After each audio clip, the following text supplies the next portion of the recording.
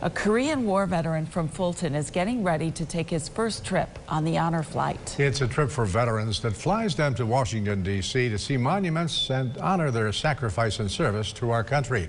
The flight leaves this Saturday. News Channel 9's Josh Martin introduces us to a man whose loving family helped make this trip possible. Robert Palowitz has worn a lot of hats throughout his life. I'm a husband, I'm a Korean veteran, and this is my wife. A family man through and through. He has 10 children, nearly 40 grandkids, and 7 great-grandchildren. We got that many? Yeah. There's not much he hasn't done, but on Saturday, at 87 years old, Palowitz will take part in the honor flight for the first time. I'm excited for him because he never really talked about the service, or, about Korea. Occasionally, if he'd get together with somebody that had served, then he'd talk about it. Like many veterans, Palowitz wasn't greeted with applause or thank yous when he got home from the war. The honor flight aims to give people like him a proper thank you.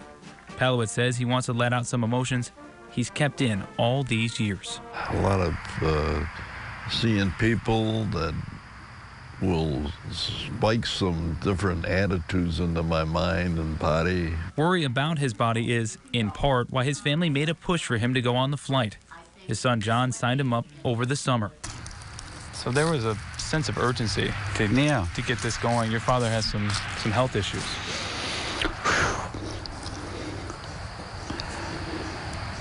Yeah, yep. Boy, yeah.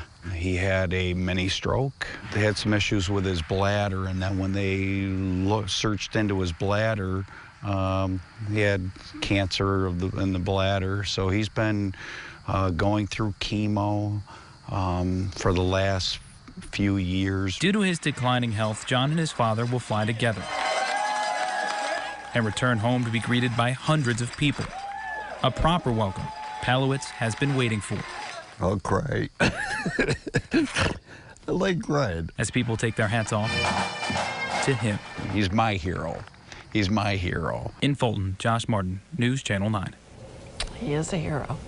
The Palowitz family is hoping to have as many members of their family as they can to greet Robert when he returns. News Channel 9 will be there when they land on Saturday. They return home at 6:40 that evening aboard American Airlines Flight 9470. The plane will land to a water cannon salute outside the South Terminal of Hancock Airport.